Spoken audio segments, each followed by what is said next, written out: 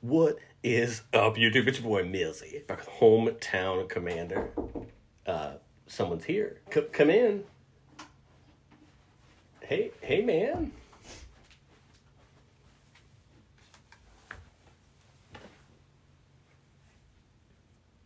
Well, this is on.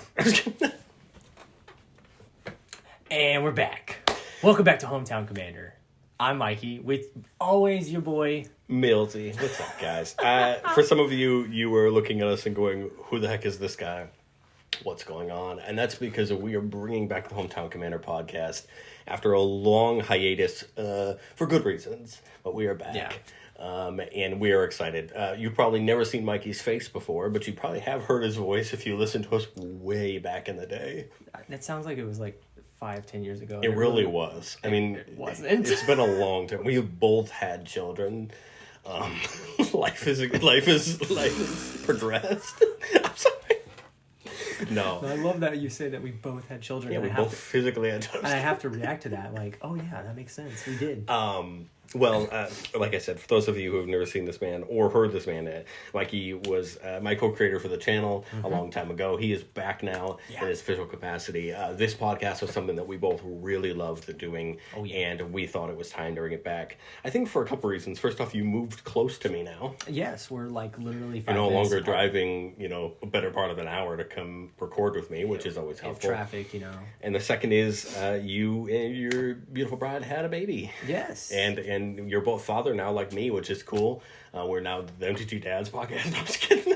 That's a thing. We're not kidding. I was about to say something really bad, and you would know exactly where I'm going, so I'm going to stop now. At any rate, we're excited to be back. This episode is going to be a lot of us kind of catching up and explaining, where we've been, what we've been up to as far as in life and in Magic. Yes. And then today we're going to talk about our thoughts on the year of 2024 for Magic. We're going to go through all of it. We're going to talk about all of it. We're going to put all the relevant stuff up on screen. But Mikey, what have you been up to? In Magic? Or No, just in life. What have you been up to, man? Well, yeah, I had a kid. I got a new job, and then within a week, I got a new job at the same company. And then you got a new job again. Basically, yeah. No, we moved closer to Millsy. We are literally like 5 minutes away from each other, which is pretty fantastic. Other than that, I mean, like those are like the biggest things. So I mean, it's been crazy because of all that, but I mean, it's been fun as well. Yeah, I think, we never really told people in the past when you left. It just kind of happened. And that's on me. Don't blame him. There was no bad blood, believe me. Clearly, that's why we're back. There was no fisticuffs that happened. Right. More than the one time. And that was probably over something else. Okay, like the 4 times. Oh, but geez. it's what have I been up to? The channel. Y'all see me multiple days a week, making brews. It's not going anywhere. I love it way too much. Hey, have y'all seen that Krinko video? You should. you should watch it. It wasn't terrible in my opinion, and that's saying a lot. I'm just kidding. I watched it on the way to work the other day, and I was just like, hang on now. Why have I never... Oh, yeah, it's... Let him cook. I was like, why have I never thought... Oh, yeah, it's goblins. I don't care about goblins. Like, I'll be honest, okay? Every deck I record, I'm not like, this is the best deck ever. Yeah. Okay? It's just the truth when you're brewing as much as I am. But, like, that deck, I got finished recording, and I was editing the video, and I was like, honestly, I probably would play this deck. Yeah. And I feel like that's a big thing for me sometimes, but... Especially since it's mono red, and that's not your forte. Not normally. and when it has been, people haven't enjoyed it very much. But at any rate, Mikey, what have you been up to magic-wise? Any new brews that you need to inform the public about? Oh, yeah. So towards the latter part of last year, I kind of not necessarily got back into Magic. I never really left it. It just kind of was like on the back burner, I guess. Magic left me. No, I was kidding. The Magic life left me. No. Yeah, so I started brewing up some decks. I saw all of the commanders that came out all of last year, which were a ton.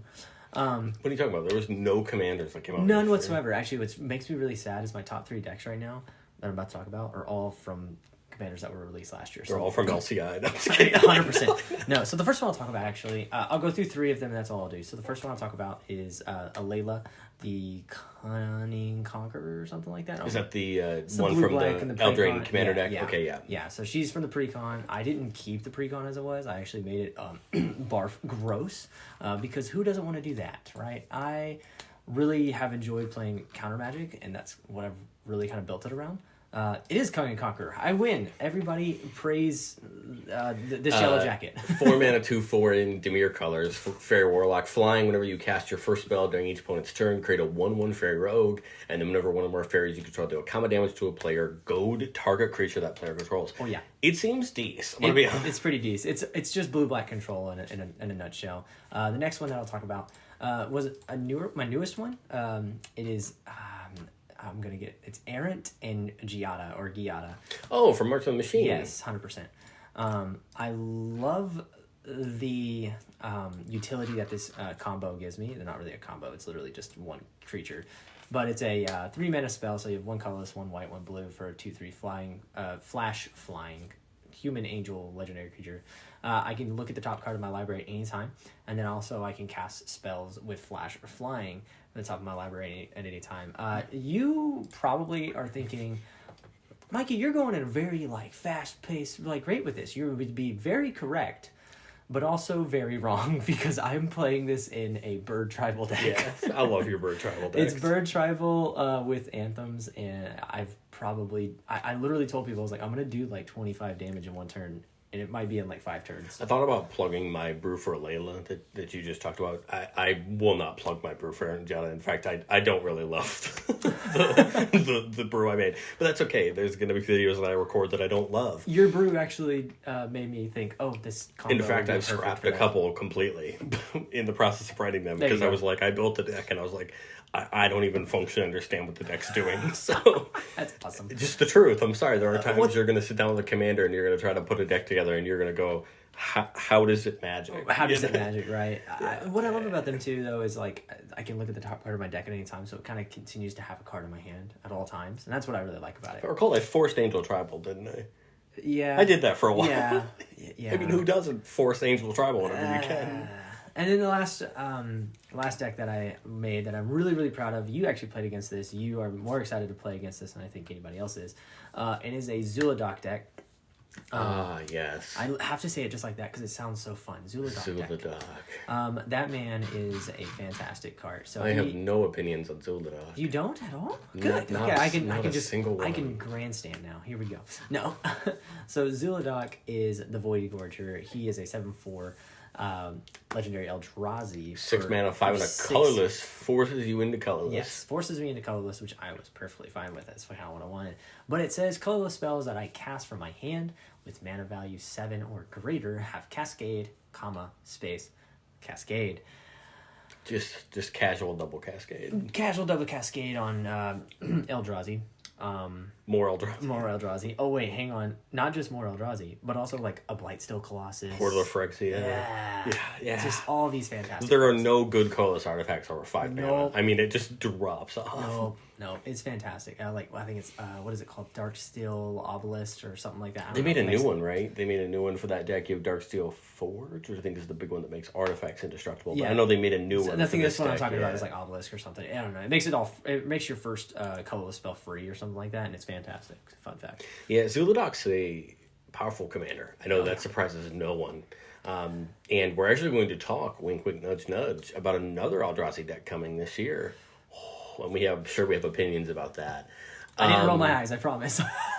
Well, for me, I mean, most of what you've seen that I've been doing is on the channel. Right. I mean, I brew a lot for the channel. In fact, in the upcoming Thunder Junction run, I'm going to be updating a lot of my main decks. So I'm going to be talking about those again. I'm trying not to do them every set, mostly because I don't update my main decks every set. I like to really test them through because I don't play a ton of them all the time. Right. I'm always kind of testing something fun and new. But when I do, it's I feel like I barely got to test what I put in the LCI. Why would I go ahead and fix it again and do that? But the big thing I did as of late was I kind of shrunk the main deck box down. Miram was a casualty. I loved that deck so much, but I never got the games I wanted with it because Miram justifiably has a... I'm very sorry. It justifiably has a reputation, and that's completely understood. I'm not mad at that. And I couldn't make it the way I wanted to make it for it to be more palatable for most tables, so I just decided to pull it back. I've kept a lot of the core of it. I might still make the Klauth Gruul Dragons deck I made for a while. Fun. Yeah, that was a fun deck to play. I haven't completely given on that, but I've really been playing around with a lot of the stuff I've been testing. Pantlaza from Ixalan, I love my dinos. That's kind of come into rotation, a deck that I really enjoy. I saw somebody call him No Mas Pantalones, and I was like, I'm here for that. And I'm happy about that. I've been really trying to focus for my main, like my test decks and what I've been brewing more on like taking precons and updating them. Yeah. Mainly because it's a fun place to start and take advantage of a mechanic. And I got to play Morska over the last couple of weeks, the Deep Blue Sea precon, and that's been a ton of fun. I'm not trying to push the deck into oblivion, but I think it can still hold its weight because people aren't suspecting you to make Morska unblockable and hit you for 15 out of nowhere. Yeah, and fun fact, commander damage hurts. But it's been a ton of fun, and there's other things that I'm always testing. You know me, I'm always bringing something random to try because that's what I enjoy out of the game. That's why I'm brewing for the channel, is because I enjoy making random things. But as we'll talk about as we get through this, there are some upcoming things that I'm very excited about, and I'm trying to save some of my efforts for. But Mikey, unless you have anything else to speak about on Magic-wise, I think we should jump into our main topic for today. Let's do it. Which is going through the release slate for 2024 for Magic the Gathering. Now, all right, so come back in about 2.5 hours. No, I'm just kidding. Now, we understand we're already in March, which means there are multiple things that have already come out. And in fact, that's okay. We're going to talk about the things that already came out. And then for the sets in the future, we're just going to speculate a little bit more. Now, we want to be transparent. We're about a few days into Thunder Junction spoilers. So we're going to do our best to kind of airplane fly over it. And in another episode, we'll dig in more to Thunder Junction when it's officially out. I just don't want to plant any flags on anything when we've only seen a quarter of the set. Right. Well, the first set we had this year, and Mikey, I'm interested if you looked at this at all or had anything to do with it, was Ravnica Remastered. It came out in January. Yep. This is another one of those reprint sets that's focused around a specific plane or block, right? So this one was based around Ravnica. We just got Dominaria Remastered, remember, about a year ago, and that was every set from Dominaria, which is like 30 of them, so it's understandable. It was a lot. Right, with Ravnica, up until Karlov Manor, we only had 3 visits to Ravnica, if you think about it. The original Ravnica block, the Dragon's Maze block, and then War of the Spark. Guilds of Ravnica, Ravnica Legions, War of the Spark. People don't think of that as a block, but it really was in all reality. Yes, yeah. So there was a lot of cards to pull from. What I wanted to kind of mention is what I thought were highlights from this was we got borderless cards like they had been doing in Double Masters, which was a big deal. They also did that in Dominaria Remastered, but that's kind of where that started, was that Double Masters kind of kick to these borderless cards. We also started getting retro prints of cards. That was a big deal that started in Modern Horizons and that kind of thing. So both of those were back for the sets. I just wanted to talk, just a quick view of what are the most notable reprints were. Cyclonic Rift got a reprint in the set. Also got its second borderless printing and its first retro printing, which was a big deal. All 10 Shocklands got reprinted, of course, and that was important because we need more of them. Sure. More printings, I mean. Yes, definitely. That make the price better. We got both retro and borderless versions of them, and that's not the first time we're going to mention Shocklands getting a reprint in this video. Guardian Project got a great reprint. It was a card that was getting up there. It got that pretty borderless printing. Yeah. And then everyone's favorite mill card, Bruvak the Grandiloquent, got its reprint and its pretty borderless card. Now, that was a card that only had gotten printed in Jumpstart. Yeah, that was getting pretty tough to find. It was pretty tough to find and pretty expensive. Guardian Project actually got reprinted in Ravnica Legions. It did, yes. And it still was holding a good price. Oh, jeez. I could be wrong. That could have been its first printing. But the up. cool part is it actually just got reprinted in Fallout, so it's gotten more than more printings printouts as well. Mikey, did you have any experience with Ravnica Remastered? Did you buy any of it? Did you buy anything from it or kind of interact with it at all? I did. It was my first pack to buy of 2024. And I only bought 1 pack this year, and that was the first pack. And I was like, well, this is why I don't buy packs, because I got, I think, some random rare, and then that was it. I was like, oh, I bought one booster and pulled a breeding pool. And I was like, I'll take it. Well, there you go. And I didn't buy any more because, to me, those remastered sets are just tough. They are. They're tough on value. Dominaria Remastered was horrible on value for most people. And so I was like, I don't need to be a part of that. There's really nothing I'm looking for other than the Shocklands. Why would I go digging in packs for cards that are readily available out there if you're willing to pay the price tag for them? But another big thing that came out in January that I want to talk about, I know neither of us bought this product, but it was still a report, and that was the Raining Cats and Dogs deck that came out. This deck was a big deal for two reasons. One, Jetmir got a reprint, and I love that card to absolute death. That art is absolutely gorgeous. I don't know what you're talking about. And someday I will get it. But the second is Secret Lair for this product and products going forward went back to the limited availability. Yeah. And I think that's absolute garbage, personally. I get that some people were mad that these were taking so long to get to them, and in this, I want to go on Amazon and get it Prime in 2 days culture. People don't really like that they can't go on and get something right away. Of course. But we want these pieces to be available for everyone. This was the exact problem why Walking Dead was so big of an issue, was because it didn't have this open print one where anyone could get it. Yeah. You know what I mean? And so I know there was even one person in our friend group that wanted one of these decks that couldn't get one. Oh, yeah. Yeah, and I was going to ask if he got one or not. I couldn't remember. Sure, the Ren and Siri art was cool. Jetmir got a reprint. Ginny Faye got some new art. Anointed Procession and Soul Ring both got really cool arts. Yes. And I'm happy that those cards got kind of showcased because, one, I love Jetmir.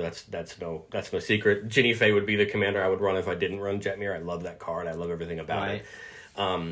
But I don't like the pricing on these decks. I think they're a little bit too expensive. Yeah, they are. Now, granted, the Angel deck they did had great value in it.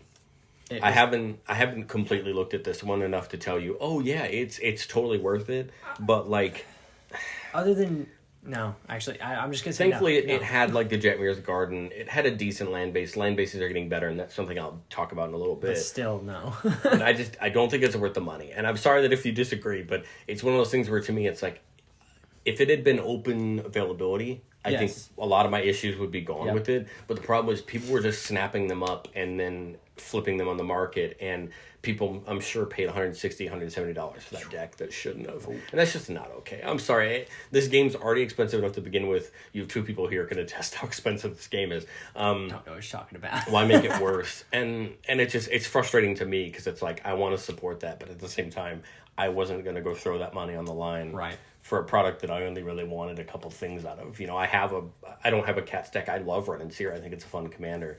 And I'd have thought about it. I had thought about building Ren and Siri. I for some reason, love to just build new Naya decks. And I looked at the price tag and said, I don't know that I can do that. It's just not worth it to me. But to go back to I think a more positive note, in February we got Murders at Karlov Manor, Murders of Karlov Manors, Return to Murders at Karlov Manor, whatever you want to call it. This is our fourth time visiting Ravnica, technically in a set, and this was Murder Mystery. It was amazing until it released. Yeah, I think I liked the idea of this set. Yep. The story kind of let me down, and this isn't the first time the story's let me down, believe me. It was cite the entire ending, The March of the Machine, but at any rate, gosh. if you want an episode, I'd love to talk about that. At any rate, Murder Mystery. We're not a lore channel whatsoever, Again, but golly. I love going back to Ravnica. I like Ravnica as a set because I love the guilds. I think the guilds are so cool. I love the interactions between them, seeing these really clear, flavorful ways they design the cards. And that's one thing that I kind of liked about this set. Wasn't so much about the guilds this time. It was about this murder mystery. It still was about the guilds were there. The guilds were there, but it was really about this murder mystery, and I've really loved and enjoyed the story of Kellen and his progression and whatnot. So I think that's why they went in this direction that they did, and I was perfectly fine with it. Also, Clue is one of my favorite board games of all time. So shameless. We'll talk about that in a second. So mechanics that were big in this set. I want to talk about just what mechanic did we like the best? You had Disguise and then Cloak, which are both very similar to the Morph mechanic. Mm-hmm. Collecting evidence is basically investigating. Yes. And then it did have investigate, clues, and what have you. I love... suspecting. I apologize. I don't know if I said that. Yes. The suspect mechanic, which is effectively goading, but basically it's menace and can't block. Yeah. And then some of the cards goad that creature as well. My favorite mechanic of those was suspect. I thought it was a really interesting mechanic. There just wasn't enough of it. Mm-hmm. I love the idea of giving a creature menace and not allowing it to block, because it kind of forces aggressiveness sometimes. Mm-hmm. And I think that's important, especially in our format, because a lot of people... You've seen me a ton of times win games because I'm willing to get aggressive first, and it throws a lot of people off, and they don't know what to do. Right. Now, I'm not talking about just leaving my game plan behind and just attacking. But I mean, hitting somebody when they're not, taking an attack that people may go, wait, why are you attacking? And then they realize why I'm attacking later and things like that. But, of course, I talked about playing with the Morska Precon, which we'll talk about in a second. So, of course, I've been playing a little bit with investigating and clues as well. And I think it's interesting. It's another way to kind of play with that archetype, or that artifact archetype, and do something different. But Mikey, what did you think? What was your favorite mechanic from Carlisle Manor? So I was super excited about the clues as well. I really wanted to make a clue deck. Like, I think before this set was even kind of like speculated last year. I just thought that would be something kind of cool. Everyone's got a treasure deck, and I feel like food was getting really popular. And I was like, nobody really especially about... Lord of the Rings. Yeah, and I was like, nobody really talked about like the clue token. So I was like, I would love to have a clue token deck. And then we got it. And then I was like, well, I'm going to have to smash something into this to make it somewhat decent. Because, I mean, it's not bad, no, but it's definitely not good. I think it requires some help, like most precons do. True. I think I've found the route that I like for the deck. It's not high power or anything like that, but it's the fun that I want from it. Good. And I think there's more changes I can make. But let's talk about the 4 precons that got released with Carlisle Manor. Now, obviously, as we keep going here, you're going to have seen anytime we're talking something specific, we'll try to throw it up on the screen so you can read it along with us. But our 4 precons, we had Deadly Disguise. This was the Naya Disguise deck. And I totally forgot the name of the face commander of this one. Koust? That sounds right. Koust or something like that. It was an interesting deck. We have Revenant Recon, a Demir Surveil deck with Mirko. We had Deep Blue Sea, that was the Bant Clues deck with Morska. And then Blame Game, this was the Goad deck, the Suspect/Goad deck with Nelly Borka. Yep, Nelly Borka. So, out of these 4 precons, Mikey, did any of them really catch your eye? You talked about the clues. Yeah. Actually, I'm looking at it now. It's the other commander for the Mother Bear. The Mother Bear. Descana, yes. the Mother Bear. Yes. I love that card. That card was so cool. I was like, dude, this just. If you want to check out any one episode I did for Carlisle Manor, I really liked the Descana deck. I did. Heck yeah. I think it was really fun to put together, especially one of my favorite pet cards of all time. It's not a good card, but I love it. Is Biogenic Ooze from Ravnica Allegiance. It's a 2/2, so with the Descana's effect, it gets that privilege, and so absolutely love it. Fantastic. So that's what I thought was so cool about it, was like, you get to kind of like build a super themed deck rather than just like, I have this awesome commander like a Traxa or something, and then I can just do whatever I want. Yeah, mine was Morska Deep Blue Sea. I mean, I had been messing around with Urza, the Esper Artifacts Precon, and I kind of feel like there's a conflict of interest between the two. They're kind of both artifacts decks, and I probably need to really pick which horse I'm going with. Just smash them together. But Morska's been a ton of fun because it's +1/+1 counters and clues, and I found some ways to make Morska unblockable that are pretty fun. Because you have the classic Rise and Shine, and Cyberdrive Awakener type game plans once you get a bunch of clues. Like, there's a bunch of win cons for it. It's been a ton of fun, and there's nothing like putting a ton of +1/+1 counters on Morska, giving her trample, and just knocking her into somebody. Yes. So that's been a ton of fun. As far as the main set goes, the one notable reprint I want to talk about, because I will never stop talking about this card. I love this card. It is so good. It is Assassin's Trophy. Finally got a reprint. A meaningful reprint. I think it got a reprint in Double Masters. I want to say yes. Or, yeah, that's my guess. But it's got a standard reprint, which is better because, remember, standard sets are printed a lot more. So there's a lot more of them that go out there. Art's pretty great as well, but happy to get that reprint. And I don't know what the prices of the card went, but I imagine it went down. It had to, yeah. And to me, this is a staple if you're playing black and green, no matter if you're playing 3 colors, 2 colors, 4 colors. You're playing Assassin's Trophy. To me, it's one of the better removal spells because you can hit anything. Yep. Yes, you give your opponent a basic land, but sometimes the basic land's well worth getting rid of something, especially against its speed. Especially if they're not playing very many basic lands. Yeah. No one would ever build a deck without any basics. That wouldn't be a thing. Anyway, Mikey, the first chance we have to talk about special guests is here with Murder at Carlisle Manor. Of course, these started at Lost Caverns of Ixalan. Yep. And these are going to kind of slowly start replacing the list in a lot of ways when it comes to when the list used to be like 80 cards. Now it's going to be down to 20 or 30 because, remember, these special guests are coming to Arena now. Everything about the play booster. This is our first chance to talk about play boosters. has changed because we're caring more about them on Arena. So the first 10 the 10 special guests for Murders of Karlov Manor are going to be up on the screen for you guys.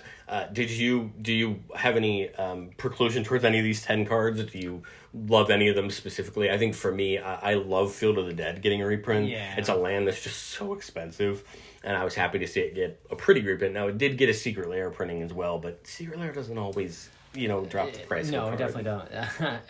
If I know anything, it's about Secret Lairs. They're expensive. I bought the Secret Lair Ulamog, and it's expensive. Anyways, no, this round of special guests wasn't really like on my radar of going, ooh, yes, I need this, because I mean, yeah, the arts are cool and everything, but they're not cards that I just want to play like some of them feel odd. Like Timeless Tracker feels odd. It's not an expensive card. In fact, I got a reprint in this set, I'm pretty sure, in the Karlov Manor Precon. Yes, it did. I get like Crashing Footfalls as a modern card, right? Completely makes sense. Drawn in the Lock makes sense. It's well played. Gamble is great for some people. It did just get a reprint, Dominator Remastered as well, but we'll happily take more. The Ghostly Prison Art's pretty cool. I was like, okay, special guests are clearly going to be kind of hit and miss. Yeah. They're not just going to be all bangers, which I appreciate, but I didn't like love all 10 of them. But as far as the big money cards, look at the big money cards from Karlov Manor. I'm scared of this. First off, we got Delny Streetwise Lookout. I'm trying to figure out how this card is good. This one doubles up any of the activated or the triggered abilities of creatures power 2 or less. If you're interested, look at my brew for Delny. I think it's harder to find cards that aren't usable to get better with this. And then unblockability under 2 power is pretty important. That's true. I mean, I built Delny just white weenies. And you get there. I mean, It's not very hard. The card that I expect most people would expect to be the best card or the most memorable card from Karlov Manor is going to be Voya, Jaws of the Conclave. Yeah. If you play Commander, you heard or played against Voya probably at this point. Voya is all over Arena as well, since it's on there. It's a great commander. It's a bonkers good commander. Did you build a deck for it? I did not. Okay. Sorry. On the channel, yes. No, I meant in real life. You didn't test it out? No. I have too many Naya decks already. I mean, why not 5 more? My whole box can't be Naya decks, supposedly. That's what I've been told. You could just be the Naya guy. If I did, it would just be Naya Elves with a couple of the Tolsamirs, and that would probably be it. That's exactly where I was going. Number 3, a card that's seeing a lot of play in both Pioneer and in Standard. Vein Ripper was a card that I think came up on a lot of people. Oh, yeah. Its last ability, whenever a creature dies, target opponent loses 2 life and you gain 2 life.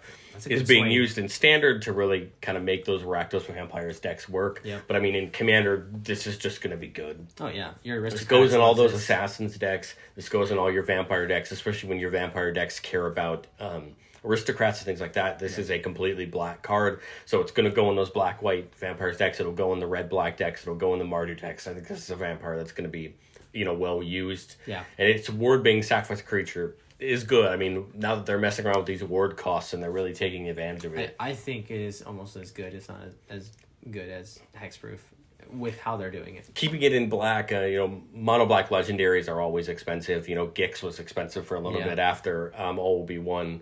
But Massacre Girl, Known Killer looks pretty fun.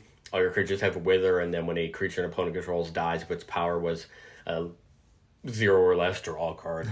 To me, Massacre Girl is just another example of a probably really good mono black commander. Yeah. Whether you build anything into the Wither or not, you can probably just play a black pile and it will work. Yes, for sure. She's also going to go really well in those assassin decks as well because she's darn good for her cost. And believe me, those assassin decks needed no help. No, I'm just kidding. No, they really didn't. She's great. Again, great commander, no right, but I think it's going to be cool. And then the last one was kind of the big card from the commander decks, the big new card.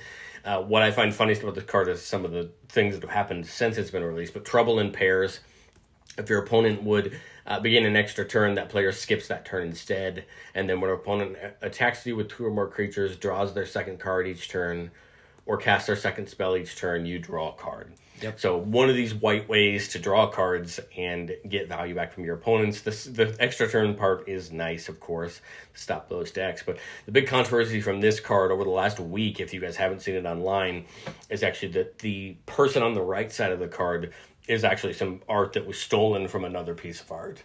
It's been proven. And so this has been a thing as of late. There was a card, I believe, as well in LCI that got called out for it. Oh my so gosh, I expect this is something we're unfortunately probably going to hear more about. I know that AI art's always also been like a big thing online as well. So I have a feeling we're not going to hear the last of this. This is going to always continue to be a thing. Yeah. People have talked a lot about this card in the last week. I think it's interesting. I mean, obviously, I would never want someone to make profit off of somebody else's art unless they're doing it in a permitted way. And so if that's the case, I would not like, I wouldn't want that to be the case here. And if it is, then I'm, shame on them. And if that's the case, WotC needs to do a better job at checking that. But anyway, to reference what you referenced earlier, let's talk about Ravnica Clue Edition. This came out, I believe, 2 weeks after Murder at Karlov Manor came out. This was a standalone box. I still need to buy mine. That got released. Oopsies. It came with a 21 evidence cards made up of characters, weapons, and rooms for you to play standalone game in your Magic game. It came with Jumpstart style packs for each of the guilds, and you got 8 of those, as well as a foil Shockland box topper. Yeah. And I was pretty excited about this because I was hoping that they would pick new art, and they did. The art for them is going to be up on the screen now. I think they're absolutely gorgeous. Temple Garden's probably my favorite. I absolutely love that art. I pulled one, and it made me really sad that I wanted to sell it, but at the same time, I was like, oh, it looks so good. Yeah. Steam Hits was one of my favorites on this one. I was just like, pretty sure I opened it up on the channel. Oh, well, I don't remember, but if I didn't release it, I'm sorry, y'all. If you did open it on the channel, you should tell him, and then you'll get something. By something, you'll probably get like a high five. I will like your comment. I'm just kidding. There it is. That's the metaphorically speaking. What I thought the coolest part about Clue Edition was, in my opinion, was I have yet to play the Clue Edition game. I'd happily play it if someone asked me to. I'm gonna go buy it now. There were a bunch of new cards for this. There was I believe, 1 or 2 rares in each of the 2 color pairs, and then 1 or 2 uncommons. Sounds about right, yeah. I picked out 3 or 4 of the cards I wanted to talk about from the new cards because I think they're really good. And then, Mikey, you can give me your opinion on the Clue in general. First up, Suppressor Skyguard is a flying human knight. Whenever a player attacks you, if that player has another opponent who isn't being attacked, prevent all that combat damage that we dealt to you this turn. That's a big deal, especially because it's basically saying, hey, you didn't attack everybody, or you just attacked me, congratulations, you don't get to attack me anymore. Now, this isn't a color combination where this is a card that those decks, especially those like Night Travel decks, probably really want. Yeah. But it is a human. Humans are a thing in Magic. They really are. And it's pretty darn helpful. Next up, I had Amzu, Swarm's Hunger. This is a new black-green insect legend, just giving you tokens and counters whenever things leave or enter your graveyard. This is a whole archetype in itself, popularized by Grist from Modern Horizons 2. And then we got Zask in Jumpstart 2022. Yeah. And then now Amzu. By the time this episode will be out, my brew for Zask will actually be on the channel. Because of this card, I wanted to do something with it and just waited a little bit, but I wanted to eventually release it. So if you're interested in that black-green insects, that's up on the channel. The card I was the most excited about for a deck I'm actually playing was Lonus, Genetics Expert with Evolve. Whenever 1 or more +1/+1 counters are put on Lonus, you investigate that many times. And then whenever you sack a clue, you put a +1/+1 counter on another creature. Lonus is just a great way to enable making clues. Yeah. In fact, there are multiple creatures that can go as infinite as you want them to go with this in making clues, which is pretty fun, as well as it's just great in its own right. The original Lonus cared about clues. This one does too. Yeah. Makes complete sentence. And then the new Lavinia that was in there, Lavinia Foil to Conspiracy. Whenever you cast your second spell each turn, investigate, and then tap to add 2 colorless, and that you can only do during your opponent's turns. Lavinia was the only card from this Clue Edition I hadn't put in Morska yet that I think is going to go in there. I was just trying to chase another route with the deck, but I think Lavinia is going to go back in there to be. She's actually the person that I was like most excited about when I saw the extra cards. Between that and Senator Peacock, because she also cares about clues, and she's one of the characters. And you did have 6 characters: Apothecary White, Senator Peacock, who went in the Clue deck. You have the Scarlet. You have your Professor Plum? No, it's something else Plum. But Mare Green is Scarlet. the green one, and then Commander Mustard. Oh, yes. Not Colonel Mustard. Yes, Commander Mustard. And Commander Mustard's a great card in its own right. But, for sure. Mikey, you said you've yet to buy Clue Edition. What did you think of Clue Edition? As a Clue fan, did it feel like it was enigmatic of Clue or Cluedo to you? Yeah, so looking at it, like I said, I haven't bought it yet. I will probably go buy it soon. Probably tomorrow if I find it when I'm out doing whatever. But yeah, I liked the addition of the character cards. I think that's what really, really like brought me like some nice joy, because like it made me go buy another edition of Clue. Like I forgot that like I didn't own it. Yeah. Personally, it was at like mom and dad's house or something like that. So I was like, I gotta go buy it. And then I started like, I got it or whatever, and it wasn't like the older version or anything. It's like new, and I'm like, oh, okay, cool. Like these characters are different. And I'm like, no, they're the same characters. What I thought was really good was that every card that came with it was legal in Commander. Yes. That it was not some cards that you couldn't play with. All those 6 characters, the 5 equipment, which a couple of them were actually in Carlisle Manor. I don't think all of them were, but a couple of them were actually in Carlisle Manor. And then the thing I didn't mention was the 10 lands, the 10 rooms. Oh, yeah. 10 2-color lands, tap 1 or other for each guild, and then 4 to tap and investigate. Yep. So, I thought those were cool. Again, they're not the best lands in the world, but they're flavorful, and I think they looked really cool. And I think all the extra cards that they made for it they're relevant. Like, they can be used in some way, form, or fashion. It's like Lannis and Lenivia are both in my Clues deck. I'm just like, I need them. Like, I don't need them. The one I didn't mention really was Herald of Ilharg. It's just perfectly Gruul. And, of course, if you know me, you know I love my Gruul cards. But I didn't mention it because it's going to be a corner case card. It's not going to be a $10 card that everybody wants. It's going to be what people who have those Ansrag decks that they built from... Who's Ansrag? Carlisle Manor. or the Xenagos decks that are out there. They're going to want that, but not everybody's going to want it. Do you have other comments you want to make about the Clue Edition before we move on? Let's move on. All right, well, the big thing that happened at the end of February was that Wizards released a secret layer to celebrate Sheldon Menery, of course, the real creator of our format, who passed away to cancer earlier this year. I, of course, neither of us interacted with Sheldon at all. I mean, we're not big in the community or anything like that. In fact, I agreed on Sheldon with most things. There's a few things that he had said about the format that I didn't necessarily agree with, but that's most people, right? Yeah. If you put enough out on the internet, someone's going to disagree with you on something. I thought this was really cool because, again, he's such a figure in our format, running the rules committee, and how much he was a advocate for our format.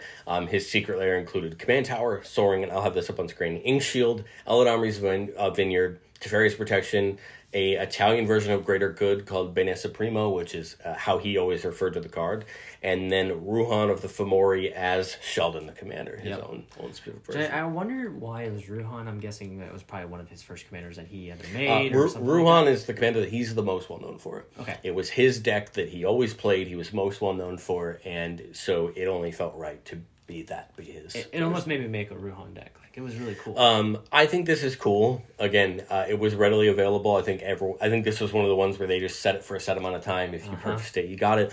I'm happy that they did. I think the art on these are absolutely gorgeous. Yes. The Eladamri's Vineyard art is absolutely gorgeous. Ink Shield was one of his favorite cards, and a card that he got to help actually make. And so I love Ink Shield. It's a fun card. Yeah. If you've never been Ink Shielded, it's brutal. It's but hilarious. It's so good. Is what it is. Reminds me a lot of getting Settled the Wreckage back in the day. But anyway, I love this secret layer. I think this is an overall good thing. I think the only negative I have to this, to me, is so at the time of this recording, this secret layer is either ending today or tomorrow on being for sale.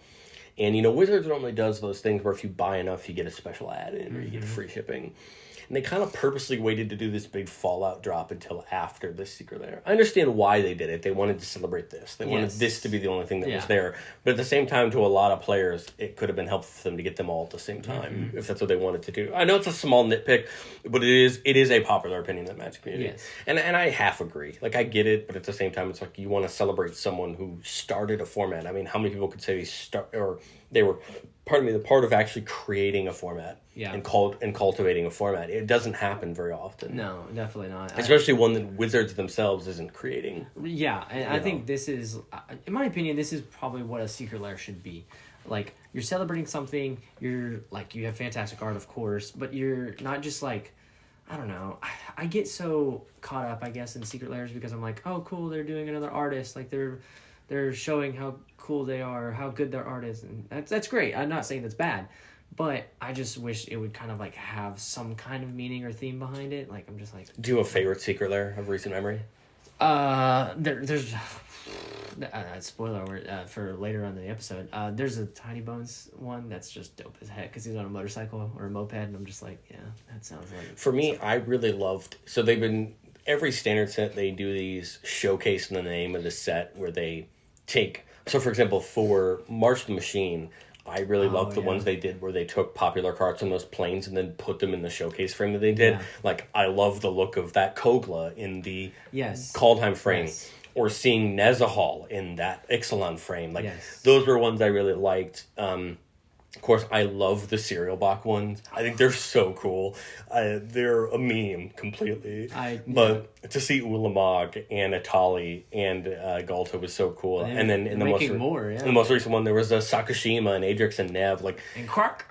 I love that idea. The commercials are absolutely wild. Yes. No business being that good. But again, like, that's the kind of stuff where you're like, dude, I actually really like Secret Lair. And then you see some of them and you're like, why would you pay $40 for this? And I guess that is what it is when it comes to a lot of things. But Mikey, we move into March, the year of our Lord 2024. Oh, and, right. This month. And we got the big Universes Beyond set for this year before I put my entire foot in my mouth, because there is another one this year. We'll talk about this one, though. But this is our set of commander decks for Fallout. Of course, if you don't know what Fallout is, I'd be completely surprised. Fallout is a set of video games based on nuclear wasteland. Yeah. I think it's a great idea for a theme. Yeah. For sure. I have not played enough Fallout to be an expert on Fallout at all. And in fact, to most people, I played probably one of the worst Fallout games in recent memory in Fallout 76, a game that a lot of people really didn't like. I just had friends at the time who played it. This one, like the Doctor Who decks before it, had the precons and collector boosters. Yeah. Remember, that wasn't a thing for the 40k ones, but it was for Doctor Who. And we got that this time around. We got 4 different precons. First up, we got Scrappy Survivors with Dog Meat. This is a Naya modified deck, and I'm going to call it modified, even though nothing in any of the promotional material calls it modified. Because let's be 100% honest, if you're going to batch, equip, enchant, and +1/+1 counters together and call it modified, why aren't we calling this deck modified? It has equipment, it has auras, and it has counters. Why aren't we calling it modified? Moving on to the next one. We've got Mutant Menace with the Wise Mothman, a Sultai rad counters /mill /+1/+1 counters deck. We have Hail Caesar, a Mardu attacking and tokens decks headed up by Caesar Legion's Emperor. Before we move on to the next one, can we talk about the card that we were showed today? Yes, one of the guys on our group chat shared a custom art of this card with actual Caesar, Caesar from Roman, with the Little Caesars logo behind it. Mm-hmm. And I have so many feelings, but we're going to move on. And then we have Science with Dr. Medicine Lee, and that is a Jeskai energy deck. Yeah. These, I feel like these were really well received. Oh, yeah. I think I'll go first in saying my pick was Caesar. This was a deck. The second I saw the card, I knew I wanted to build it. I love Jetmir with everything inside of me, and I love that deck. But Jetmir has a certain approach to tokens. Yeah. And I thought Caesar would have a different approach, mainly that I could play a lot more of that aristocrat stuff that Jetmir can't for being what colors that it's in. Yeah. It shares a little bit of the same strategy, but I'm building a little bit more into the aristocrats, and that's what I wanted out of Caesar, and I feel like I'm finally getting a list that I kind of like. What do you think about Fallout? Do you have a favorite commander deck of the 4? I don't have necessarily a favorite commander deck. When I saw this, I was like going back into my own memory vault, and I was just like, man, I love... No pun intended there. I didn't mean to say that. Memory vault. Memory vault. Vault. I was kidding. Yeah. Anyways, but yeah, no, I went back into my own memories, and I was just like, man, I played New Vegas like all the time. Everyone played New Vegas. Like, that's where Caesar's from and everything. It and 3 are on my bucket list. And 4, because I've heard so many things about all 3 of the games. Honestly, all of them are fine. Even 76, with all the problems that everybody had with it, it's fine. I think my problem is I played 76 on release when like all those issues were there. Exactly. I feel like had I bought the game 6 months later, it probably would have been a lot better. Yep. I think if I would have like bought any of these, which I did not, again, I'm very sorry, boo-hoo, or if I build any of them, it will probably be the science one. You're gonna hear the re in the comments or something. It's just like, how dare you? No, I think it'd be the science one. I just love the energy idea. You and I have like bashed each other's skulls in by talking about how Teamer energy would have been so much of a better choice. But yes, yeah, and in fact, in about 10 minutes, we're going to talk about this exact precon again with a different commander and a different set, and we can't wait to see. And we'll what talk that about that later. I wanted to go through a little bit of some of the highlights of Fallout. Yeah. The first is we finished up what. Excuse me. What I would call the filter lands. I don't call these the filter lands. I call the ones where you put like white or black in and get your choice of white, black, That's white, filter. black in filter. But this is lands like Shadowblood Ridge where you put one colorless in and then get one of the guild's colors out. The example I'm going to put up on screen is Ferris Lake. This is one in to get blue and red. We got the other 5 of these, which I think is a really big deal. Are they cheap? Yes. Are they the best lands in Commander? No. But they're important for budget decks, and they do work really well. And in fact, a lot of 2-color decks may end up throwing in there. Because in my opinion, this is an Izzet Signet. Yeah. You know what I mean? That's what this free. is. It's just a land. Mm-hmm. And that can be important, especially because you can put colorless into this and get the colored mana out of it. Yep. Can be important in some decks. The bobbleheads, there are 7 of them, of course. 4 special, the acronym in Fallout. The bobbleheads to me, I think, are really cool. They all 7 of them cost 3 mana. They tap for a mana of any color, and then they all have abilities that get better the more bobbleheads you have. Mm-hmm. I like it. I think it's a cool idea. There's going to be some decks out there that care about this. This reminds me of like how I have Tron in my Commander deck. No one needs to run Tron in Commander, but I do it because this is like the same thing. You have an easier time getting more of these than you would getting all the lands that I'm trying to get in my colorless deck, but still, it's fun. Yeah. I like the bobbleheads because they give a good payoff. I'm running 4 of them in Caesar, I think. You should be running all of them. Kidding. I'm kidding. Not all of them actually do much for me. This is true. And I'd rather play the talismans over these if we really... I was talking about At any rate, I think they're fun. I am working behind the scenes. It'll probably come out in the Thunder Junction cycle. An Osgear deck that uses all the bobbleheads. Oh, nice. So if any care about that, that'll be coming out in the Thunder Junction cycle of decks. But we're going to talk about the reskinned cards they did. They skinned a bunch of cards from Magic's history as Fallout monsters. The one I'm going to put up on the screen is probably the biggest named one that got shown, and that's the best what's that? Scrounging Deathclaw as Tarmogoyf. Of course, for most Commander players, you're like, what's Tarmogoyf? Because Tarmogoyf is not played in our format in all reality. But for Modern, Tarmogoyf was one of the best Modern cards of all time. It's an iconic card. I love seeing it get reprinted. It's somewhere fun. It's still one of the best cards. Tarmogoyf still exists in the Modern format. It's not gone. Probably to some people's chagrin. But the other ones that I thought were really important were Eula got a reprint. Yeah. Walking Ballista got a reprint. It did need it. It was still a $25 card. And then Hullbreaker Horror, wasn't an expensive card, but it was cool to see a reprint of it. Mikey, do you have anything else we want to talk about for Fallout before we move on? No, I think it was a fantastic set. I think you might hate me for this, but I think it might have been better received than Warhammer and Doctor Who. And the reason why I say that is because I think for the Magic player base, agreed. Yes, that's what I'm saying. I think that both Doctor Who and 40K were very well received by their own fan bases. I also agree with that. But I think a lot of Magic players didn't love Doctor Who, and a lot of Magic players... Remember that 40K had a lot of issues with price at the time it came out. Yep. Right? We don't remember that, but it's the truth. I'm sorry, did you just not want to use your mic anymore? So anyways, while he's fixing that... Do mics still exist? Anyway. You're not... Nobody can hear you right now. I'm just kidding. Anyway, so that's the thing we have to remember with 40K was it was actually decently expensive when it came out. It was hard to find, especially those collector edition decks, special edition decks. So I think Fallout was a lot better because, one, it's a video game franchise that a lot of people in our age bracket and below us played. If you owned a 360, most people probably played Fallout 3 or Fallout New Vegas. I'm happy that it got received well, and I'm excited to see what more will come for Universes Beyond. Well, let's take a slight aside about Universes Beyond, because there's a section of the player base that thinks, not in my Magic, I sometimes think that. And there are sometimes I think about it. At the same time, I'm like, but this is bringing more people into the game, and that's what I want. I want people to enjoy this game. I want people to get what they want out of this game. And if it means that you're only going to play this Fallout precon straight out of the box, enjoy your precon straight out of the box. I have to remind myself that like I've seen a lot of new players over the past year, thanks to a friend of mine who keeps inviting people to his house to play Magic, and like not these decks specifically, but like the Lord of the Rings decks were huge to everybody. And I totally forgot those universes beyond that because it had a main set. That's why I forgot about it. Yes, technically it is, right? And then I told them, I was like, yeah, Fallout's coming out. And they were like, the video game? And I was like, yeah. And then I was like, later on, we'll have like another video game coming out too that we'll talk about later. Yeah, we will. And I was just like, yeah, that's coming out too. And they were like, what's that going to be like? And I was like, well, I'll show you like one of the cards. We're going to find out. And they were like, what? And I was like, yeah, dude. So a lot of people are excited about these. Like, I'm excited for next year and what's to come next year. Big time. I have to say, we'll talk about it because we'll talk about it briefly because I'm still baffled that we're getting Marvel. Yeah. Like, I'm still baffled that Disney let Magic have Marvel, especially with all the things that Disney's doing on their end with Lorcana and the new Star Wars Unlimited.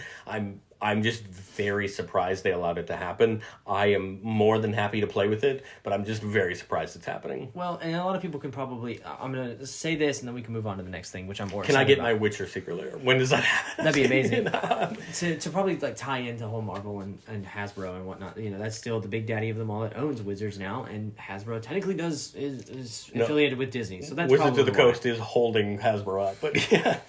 I don't think so. No, completely. If you look at their financials, it's rough. True. It's true. It's true. It's very true. Toys. Go buy toys. Kids, go buy toys. Well, we'll move on to the next set. So this is the first set we're going to talk about that isn't officially out yet. At the time of recording this, we are in the middle of am I excited. preview season. But let's talk about Outlaws of Thunder Junction, a.k.a. Wild West meets Borderlands. And I will die on this hill. This set is Borderlands. And if you disagree with me, fight with me down in the comments.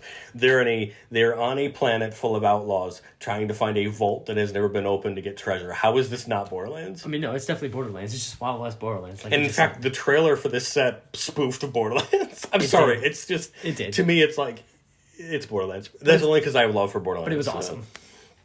So basically, the premise of Thunder Junction, if you've seen nothing about it, which I'd be very surprised, it is a villain team up set. Oko and his band of merry villains are trying to find the vault. Did you say merry villains? Yeah, I 100% said merry villains. It's completely a Robin Hood reference. That's what I thought. I'm here for it. Tiny Bones, Vraska, Rakdos, Geese, and Geralf, and then a new character, Annie Flash, are the kind of main characters mentioned in the story.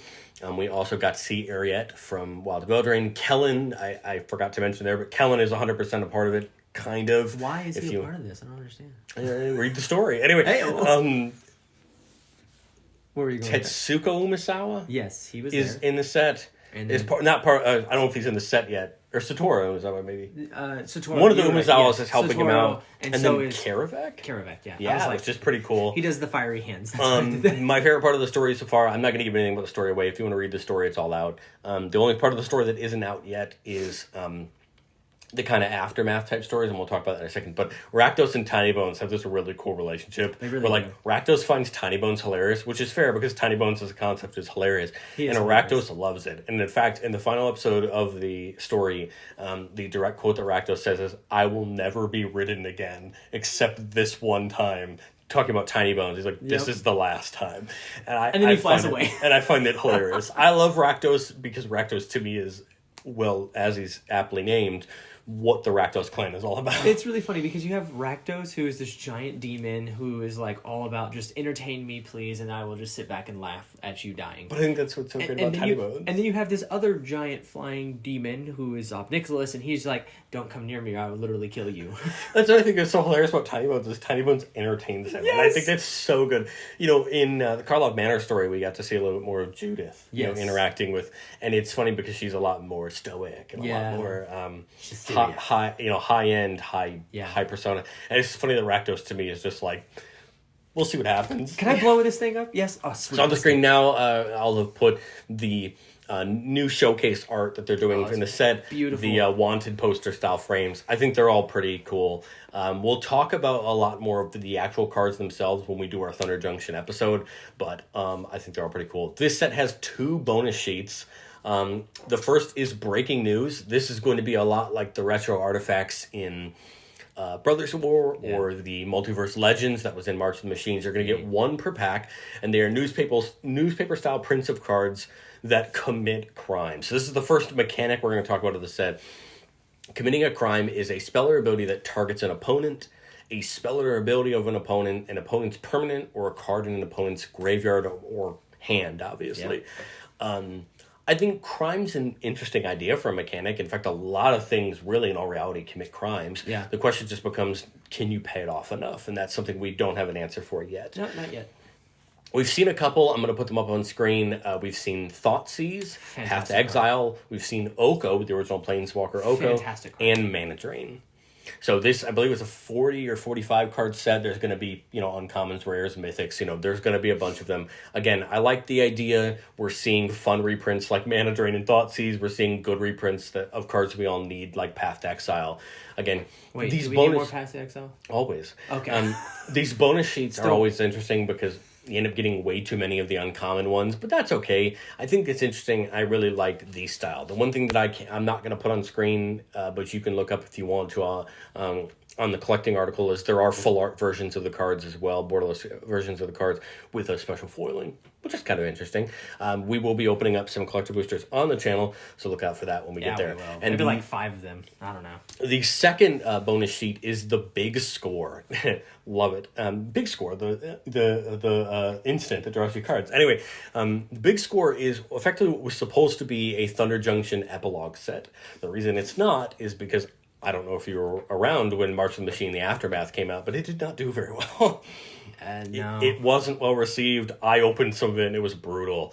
And I think they realized very quickly that, hey, maybe we don't do that again. Yeah. The idea was great. The execution was bad. So all of the cards that were originally supposed to be in that Aftermath type set are a part of the Big Score. This is a bonus sheet that you can get sometimes in the play boosters, but you're going to see them more often in the collector boosters. All of these cards are standard legal. All of the Big Score. Fantastic. All of the breaking news cards are legal wherever they're legal already. None of them are changing legality. Yeah. They're just legal where they're already legal. That's the same way with every bonus sheet we've ever done so far. It's just new prints. The Big Score, we've seen a couple really interesting cards so far. The card I'm going to put on screen is Sword of Wealth and Power. We've seen Transmutation Font, which looks kind of interesting, and Vaultborn Tyrant, a new dinosaur. When we talk about OTJ, we'll talk about breaking news in the Big Score. We'll talk about all of it. I want to talk more about these cards because I think they're interesting. The only reason I put Sword of Wealth and Power on the screen is because it's a sword. The swords are a very popular equipment cycle in this game. And to see a new one, I think is kind of interesting. This is the only one now for the first time that's ever had protection from instants and sorceries, which is kind of interesting. I've sent you at least 2, maybe 3 decks with all of the swords in it.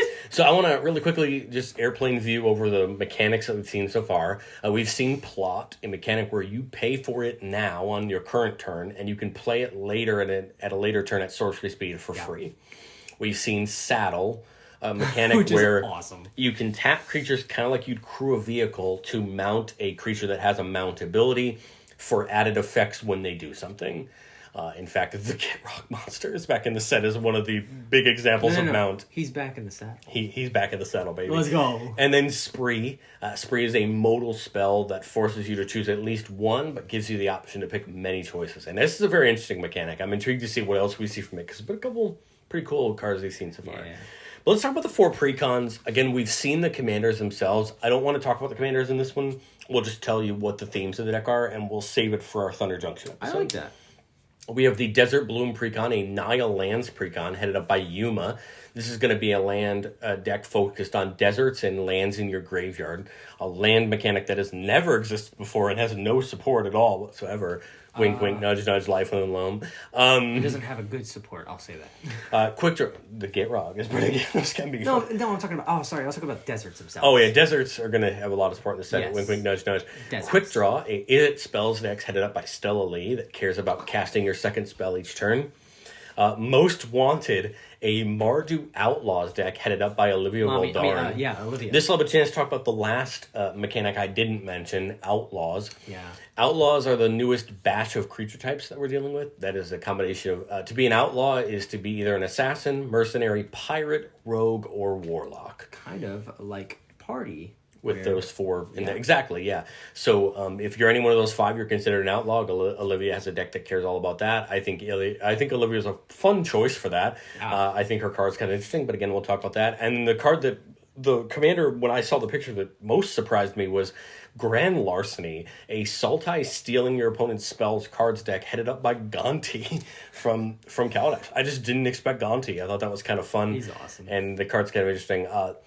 As we talk about these, the viewers will have seen the packaging and the face commander. But again, we'll talk about that. We're going to do a whole episode or two on Junction about that.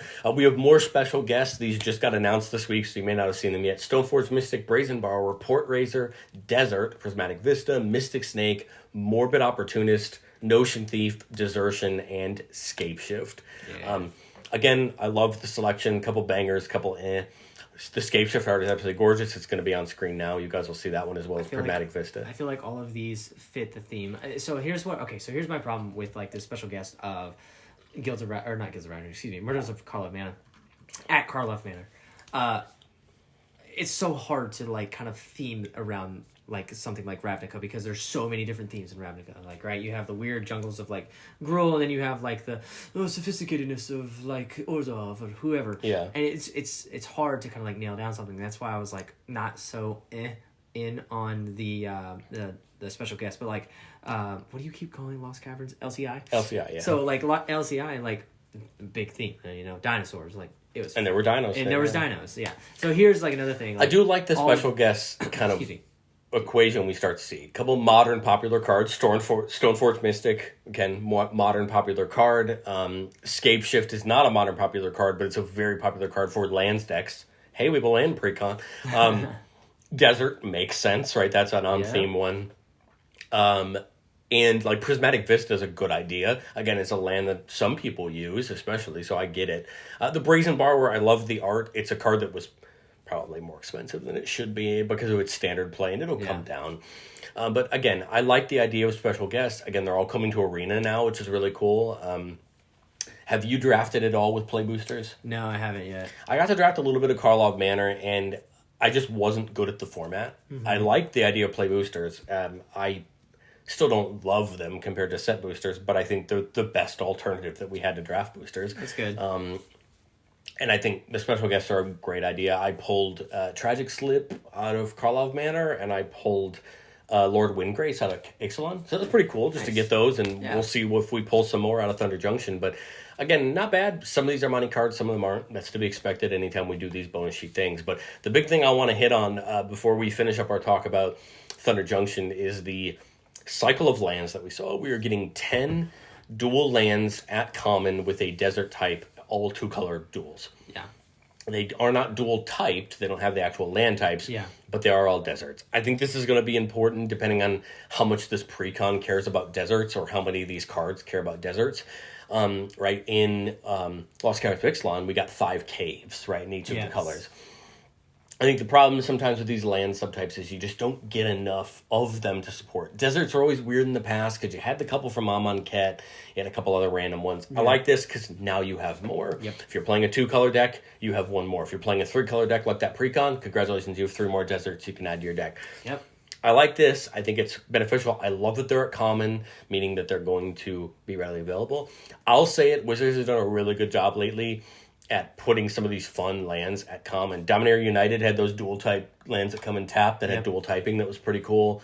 I'm happy about that.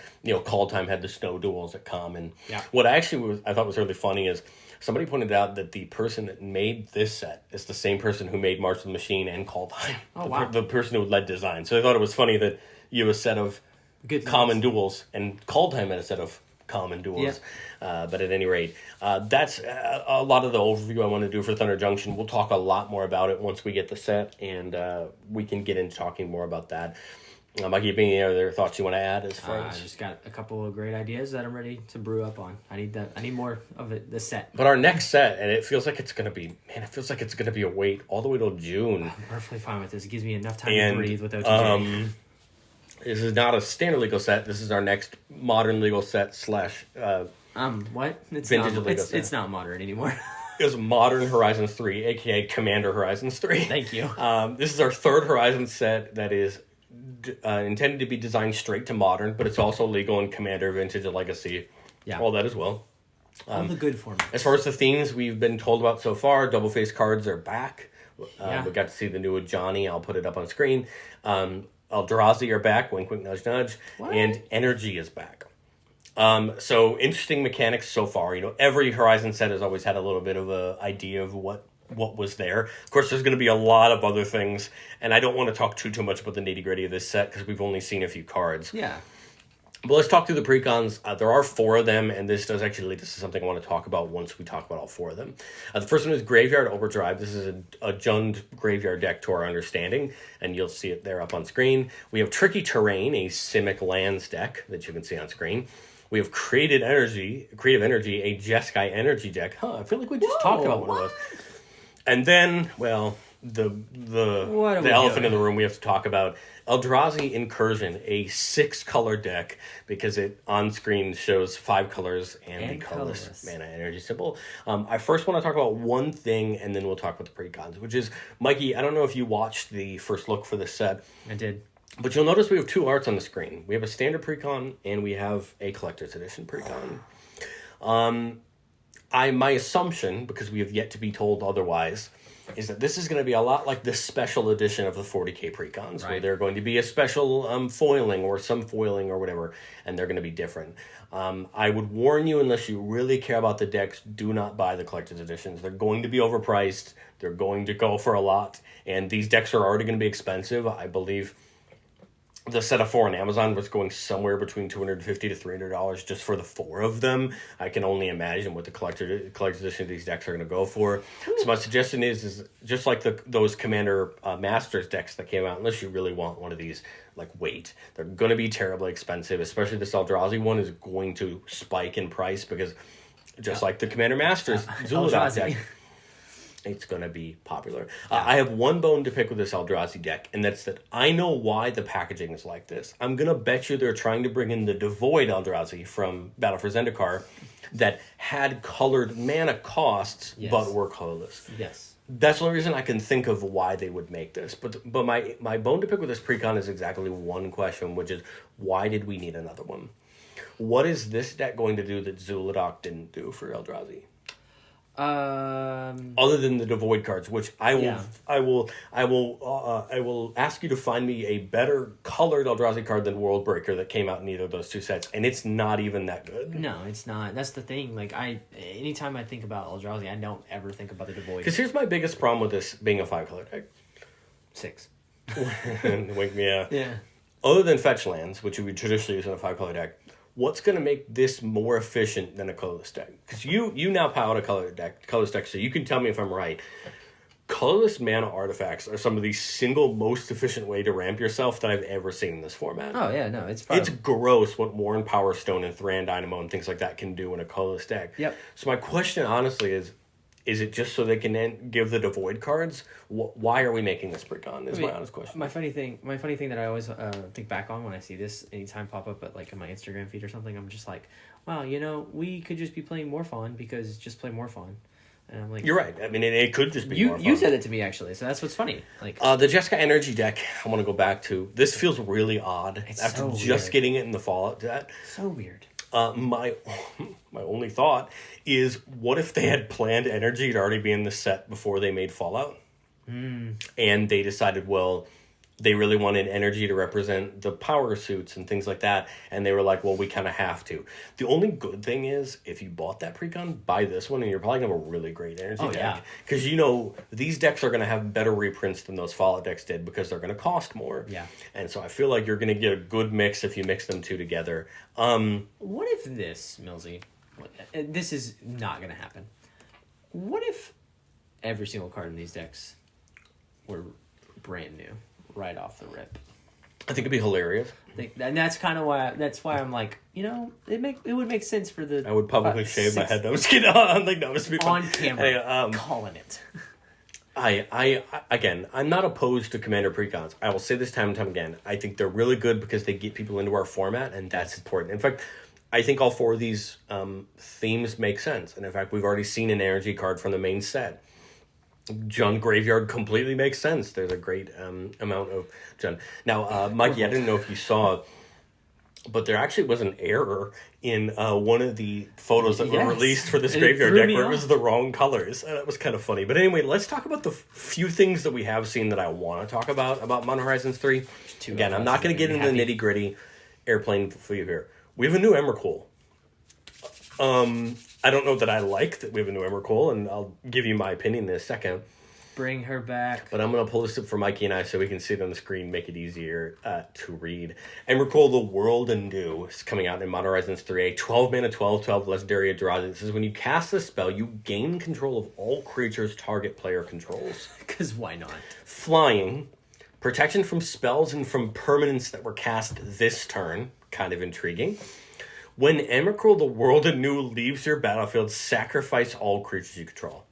Arguably a downside. Here's where I have a problem with this card. Madness, pay 6 colors. What are you sad about, Millsy? The fact that you could literally pitch this into your graveyard on turn 2 and then by turn 3 cheat it out? Well, no, Madness. Remember, you have to pay that when you discard it. Oh, that's right. Yeah, sorry. But I mean, there's no way to draw a discard. So you mean pitch it on turn 3 and then just cheat it out? I don't like that you can cheat in it for 6. I'm not gonna absolutely beat this horse. We can talk about this later, but there is a new Emrakul coming.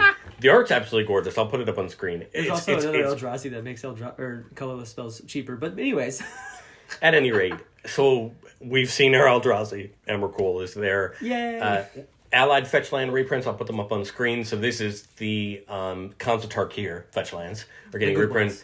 This is standard frame, retro frame, borderless. They're absolutely gorgeous. Yep. I mean, like the land reprints. Bloodstar Meyer is hilarious. The big thing they mentioned that I think they also did for Modern Horizons 2, I could be wrong, but if not, they're introducing new to modern reprints. So by this, they mean cards that are released elsewhere that they're reprinting in this set to make legal in modern. Oh, that's cool. And the 2 examples they gave were Lelia the Blade Reforged, which was a commander card. It came out in I believe in Prosperous Precon, but I could be wrong about that. That or it was Strixhaven. I can't remember which of the 2. It, with this printing, will now be legal in Modern, as well as Priest of Titania, of course, a very popular elf card. But these cards were not legal in Modern previously, but they're going to be illegal now with this set. For us as Commander players, that doesn't matter. What just matters is we're getting reprints of them, which is important. Lelia is at rare. Priest of Titania is at uncommon. You'll see it on the screen. Lelia to me, this is important because it just means more access to the cards. Yeah. Priest of Titania is, I believe, above $1. Hopefully this brings it down a little bit. And some of these cards are just more accessible. That's really what Modern Horizons 2 did in a lot of ways. Was we saw a reprint of Cabal Coffers. We saw a reprint of some other cards that became a little bit more accessible to Commander players. And I know that's what Modern Horizons 3 will do. Anytime I talk about a Master set or a Horizon set, I'm going to give the same overall warning, which is that any of these sets are high-risk, high-reward sets. Yeah. If you want to open the set, be aware that you could lose money. You could not get your money back. It could be a little bit brutal. I'm just warning you so that you don't walk into this set with the wrong expectation of what you could get. Play boosters, I believe, bundle and collector boosters. There are no set boosters like they did for Modern Horizons 2, because obviously set boosters do not exist anymore. Nope. So just play boosters, collector boosters, like everything now. Do you have any other opinions you want to mention on Modern Horizons 3 before we move on? No, I just think it's cool. I'm sure they're going to do this with some other commanders, but I saw the Lelia, portrait frame. When they get the side view. It was funny, I was actually talking to somebody who said that they hated that, and I was like, listen. Because we did that for Commander Masters. Yes, and I was like, listen, there's some really cool ones. Kozilek looks like a freaking weird worm from Dune, but we don't have to Urza needed the reprint. I'm glad Urza did need the reprint, and Kaikar is Kaikar. Come on now. Well, let's talk about the other Universes Beyond set of the year. And again, we're going to kind of fly. Again, the goal here is, we don't want to talk about too many specifics yet, but it's Assassin's Creed. We're just going to talk about how we're excited about Assassin's Creed. Assassin's Creed is the first Universes Beyond set that is only boosters. There are no decks.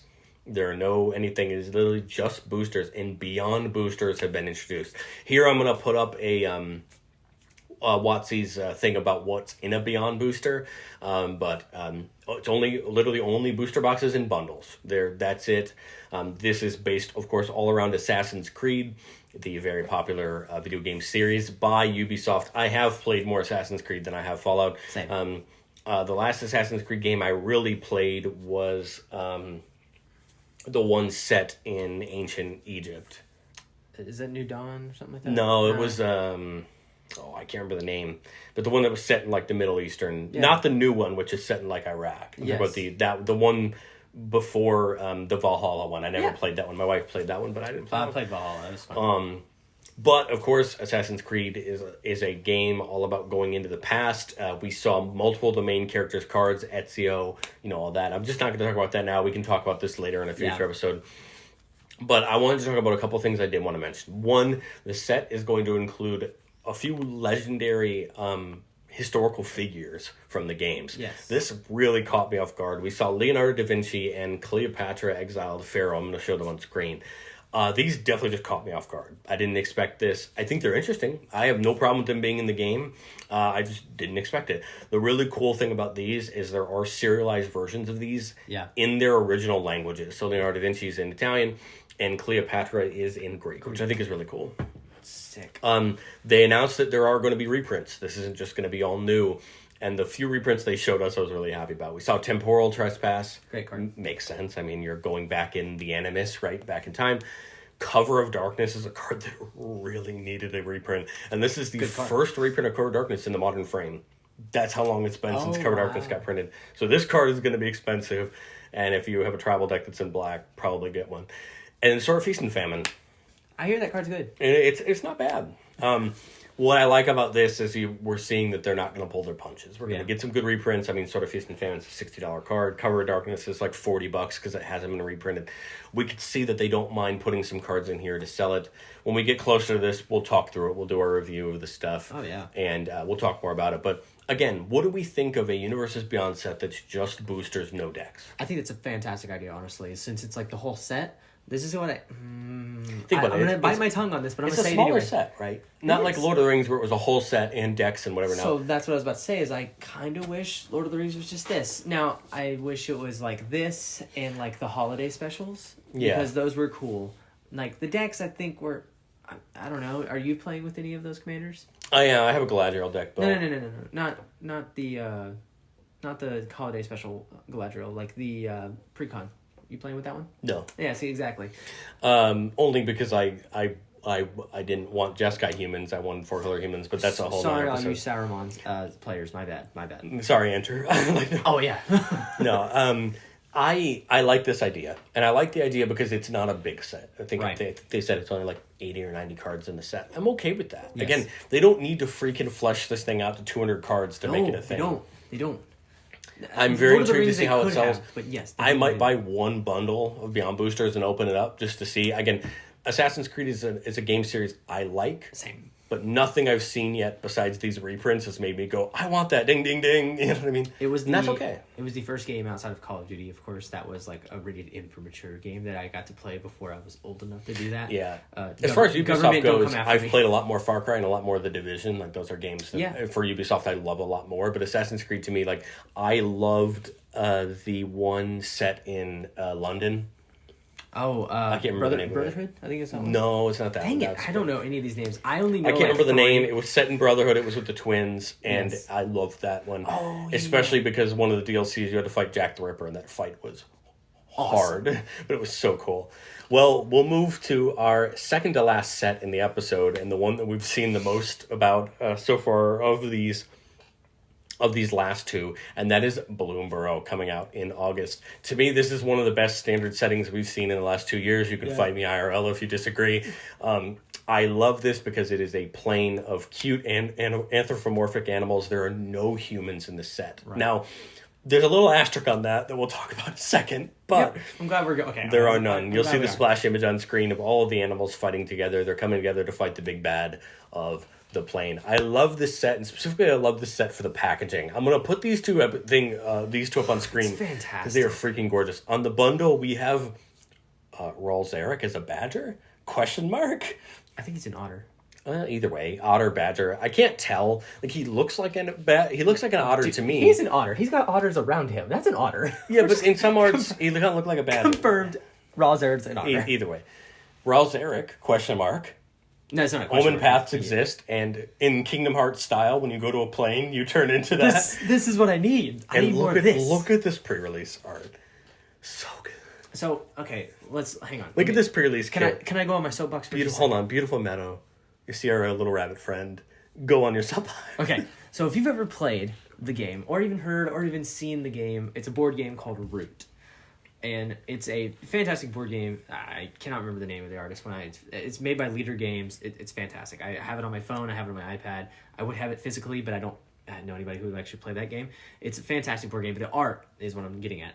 It's all about anthropomorphic little animals that are fighting, but they're just adorable. And this is what kind of like brings me back to that. And I just like really love that style of just like, I don't know, we all love animals. Like we really do.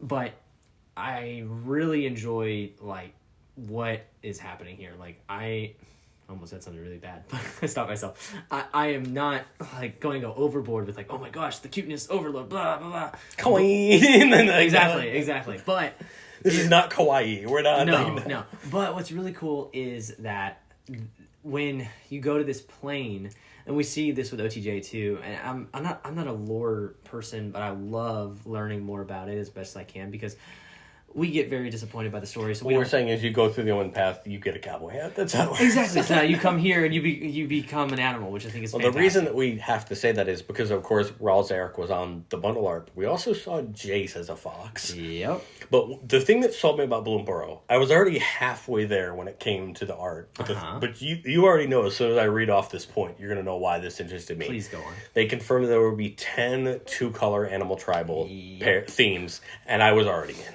Yep. In that splash art we just saw, I'll put it back up. We see frogs, we see mice, we see some lizards, we see bats, we see turtles are going to be there.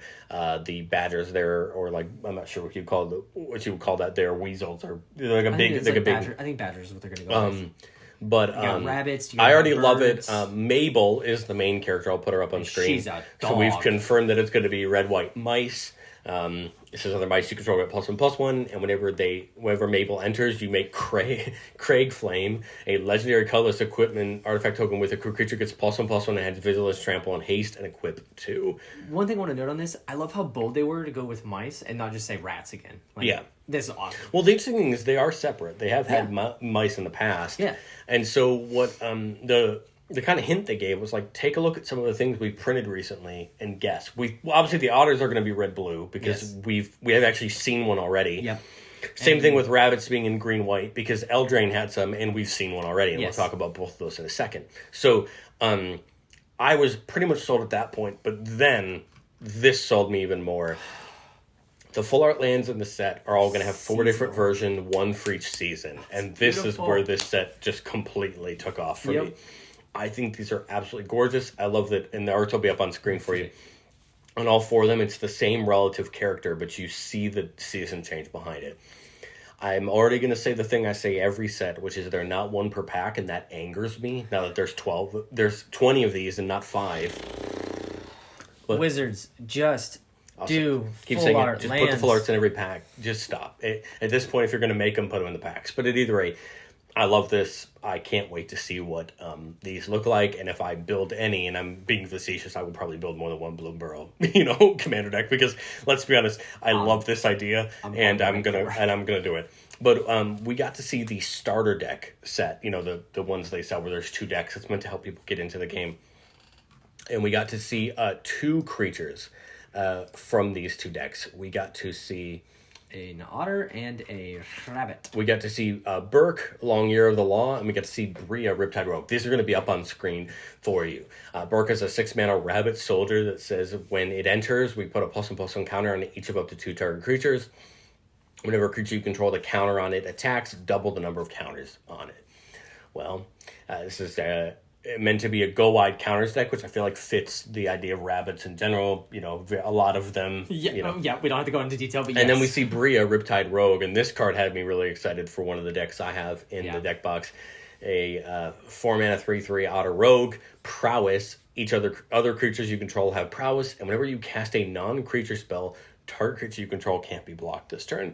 What I love about this card is that had it just said prowess, other creatures you control have prowess, this would still be a good card in its own right. And in fact, I think a lot of like Jeskai tokens decks and things like that might still want this, because again, prowess is non-creature spell, and most of those decks play that. I mean, that's anything. Making a creature unblockable was like the part of this to me that just pushed it above, and why I think this will probably be more playable than Burke. I'm going to call it right now. Bria will be more played than Burke as a commander yeah. for that reason. Yeah. And who can turn down? Is it otters? But is it otters? Is it otters? Is the question. This is cool, and again, I like that these are interesting legendaries on the front of a starter deck. Yep. So that's cool. Well, we're going to talk about the 4 precons, and we'll put them up on the screen. Again, we know literally nothing about them. Other than what they say. The first is Animated Army, a Gruul deck with a raccoon on the front. I'm here for it. My Sly Cooper vibes are getting Family me. Matters, a Jeskai deck with a bird with a bard guitar on the front. Oh, what is that called? It's called a mandolin or something? Peace Offering, a Bant deck with a rabbit on the front. Yeah. And then Squirreled Away. Because we needed more squirrels. A Golgari deck with a squirrel on the front. There's plenty of things we could speculate for these precons. We'll wait until we get a little bit more information. I think they're all really fun. Yep. And I like the ideas. I think a lot of people online have shared our kind of love for what we think Bloomburrow is going to be. Yes. And I really hope they knock it out of the park with the set, because I think this is going to be a way for people potentially to get their spouses into the game who don't really care about Magic. Yeah. Or people who care about these animals and these tribes are going to be able to get into the game. Yep. Having 10 of them is really interesting. We'll see probably some sort of legendary for all of them. Stuff like frogs and bats have never really gotten a good legendary. No. That'd be interesting. They're going to get some good to support. see, stuff like squirrels. I'm intrigued to see what this does different than Chatterfangs. Of course, Chatterfangs like the squirrel commander, even though it's not really about squirrels. The Gruul deck with the raccoon just intrigues me, because I don't think we've really ever had a raccoon on a Magic card before, but I'm intrigued. I think the set looks cool. I'm all in. What if, and hear me out, that's Kaikar. The bird? The bird. All in.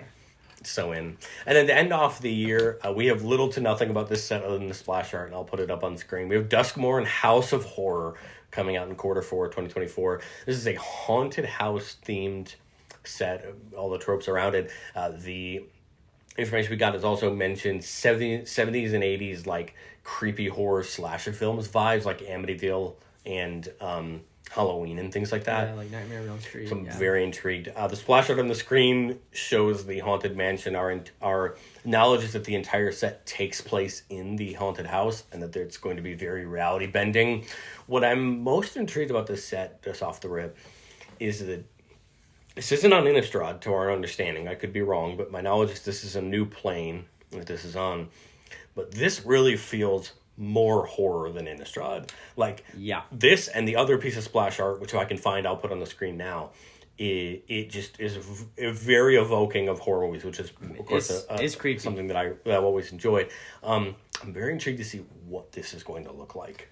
Yes, the Eldrazi kind of have that horror theme to them, and the Phyrexians have that horror theme to them. A good horror theme to them. But we really, other than Innistrad, where we've seen zombies and things like that, we've never really seen these mind-bending, paranormally type horror things. We've seen the spirits and that kind of thing. But I'm intrigued to see how this differentiates itself from Innistrad.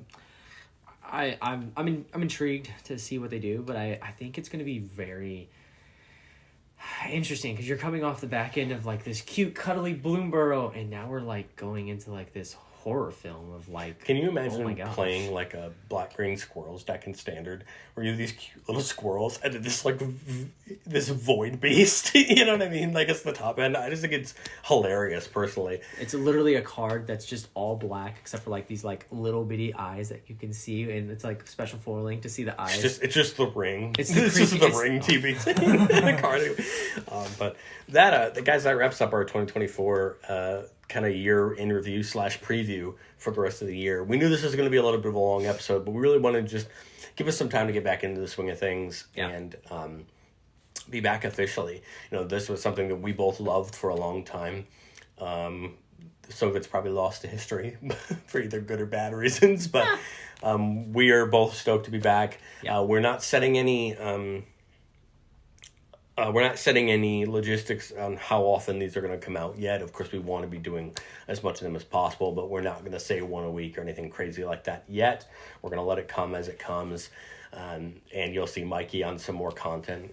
On the channel, he's going to be back for all of our Thunder Junction openings, as well as, of course, future podcast episode. We haven't really settled too much on new content he's going to be in as far as Hometown Commander goes just yet. I think that's something that we want to come back in at a reasonable pace and figure out what we want to do. I know both of us still want to make EDH gameplay on our channel, reality to some degree, and that's something we're definitely working on behind the scenes. But small little teaser we want to give to anybody who's watched the episode for this long. You are. Mikey, what else is going on in the background? What else are we talking about? Oh, geez. Okay, so we are going to go into this. Okay, so... They don't need to know everything we're going to do. That's fine. But just give them the teaser. What are we working on in the background? Well, over the past couple of years, some games came out. One of them, a big Wait, one. really? Some Other games exist besides Magic? Some new games came out, sorry. Some new games came out, they caught my attention. They caught it so much that I almost said, screw Magic, don't even need it anymore, because these are going to He did actually partially say, screw Magic, I don't need it anymore. I mean, I say that on a daily basis. He does, actually. More than often than not. It's probably bad. I love Magic and hate it. But anyways, so one of them being Lorcana, Disney Lorcana, and it's made by Ravensburger. It's my finger right there. You can see something there in the background. Somewhere over there. Oh, yeah, there it is. Yeah. Anyways, it's a great game. If you want to get into a TCG, I definitely recommend it. If you're thinking Magic is so much, well, then great. Play something that a lot of people know. It's a very simple game. I think you can get a pre-con and you'll be perfectly fine. We both played. We both really enjoy the game. I like Lorcana. I think it mechanically is really interesting. Yep. I like its resource mechanic. It's really fun. And, of course, everyone of our generation loves Disney. Yes. So, of course, seeing your favorite Disney characters on cards is just what you want. Yep. Sure, some of the newer movies are a little lost on me as far as characters go. No, I hear you. But, I mean, to finally see, Pooh on a card or Piglet or the 101 Dalmatians, just made my heart happy. I will tidbit. I pulled a Piglet in the pirate outfit a couple of weeks ago, or actually a month ago now, and I was just I'm happy. I just need Eeyore to be top tier. It's Eeyore is my spirit animal. I don't know if I said this to you. So hang on. Sorry, I have to. There's so much. So when the first set came out, the first chapter came out, Tigger was the only 100 Acre Woods character in there. Yeah. And somebody said the reason why Tigger was the only one in there because he's the only one. You know how he says, "I'm the only one." Yeah. Yeah. I was like, "Wow, that's pretty pretty great." But so Lorcana was one of the games that came out. Another game is Star Wars Unlimited, which is very fresh compared to Lorcana, which has been out for over a year. It just came out. You have Star Wars Unlimited, which has been out in the last few weeks. Yes. I mean, this is a very recent game. I picked up a box, opened it up way too early. I was supposed to open it up with him and some other people, and we were going to do a small sealed. Could not wait. I had to open it. When you try to get 4 people together to do something, it's crazy. It is kind of crazy, especially when you have all of us have kids or about to have kids or something like that. So and one of us was moving for some dumb reason. So anyways, opened it up, played a game with my wife actually, who does not do card games. If she's listening or watching this right now, Hey, my wife enjoyed Lorcana. I mean, it just goes to show you that we as guys who play a lot of games, and especially a lot of strategic board games and things like that, Yep.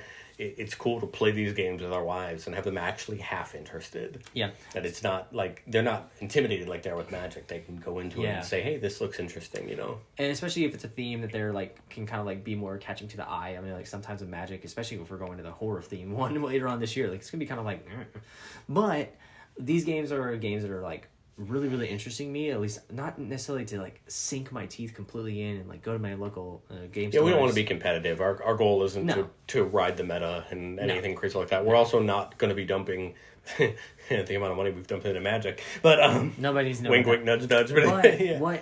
What I've been talking with Millsy about, and I kind of brought this up when I was saying, hey, I want to come back to the channel. I want to do something that's also fresh and new. But first, we got to smooth out this channel because it's not that it's bad. Millsy's crushing it, clearly. You guys are loving on him more than I can possibly imagine, and I thank you for that. But what I wanted to do was make sure this channel was good to go. And then what I want to do after that is implement... I can't believe I'm saying this. Implement maybe a second channel. And one of the things that we're going to implement on that is other TCGs. So it's going to be under the banner of HomeTown Games rather than just HomeTown Commanders. So we can actually open ourselves up to a lot of different games. If you look over here, there are some... Pile of shame. Anyone who understands that will know. There's some gray plastic behind me. Yeah, there is a bunch of gray plastic. He's got out... I have in boxes right now. Sorry, I did not get Warhammer today. They didn't have the towel. Okay. So, anyways. Warhammer, to be 100% honest, is something that I think could even be its own channel in the future. But it's not something that...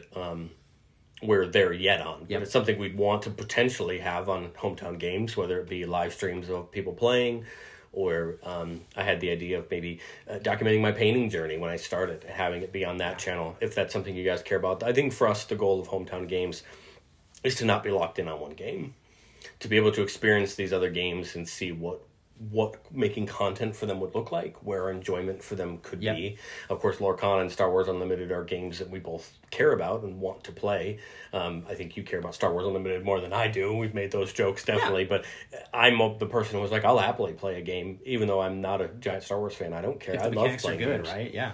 And anything that keeps your brain sharp is something I've always cared about.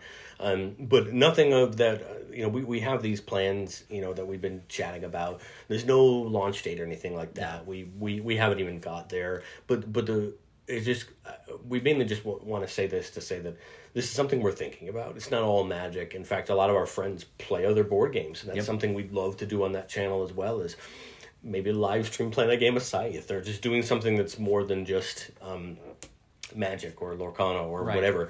But there's no way to know without trying, and that's what we want to open ourselves up to. It'd be very hard to take a game like Lorcana and play it here on this channel, because I'm sure there are some people who like both, but it's not going to be appealing to everybody. Yeah.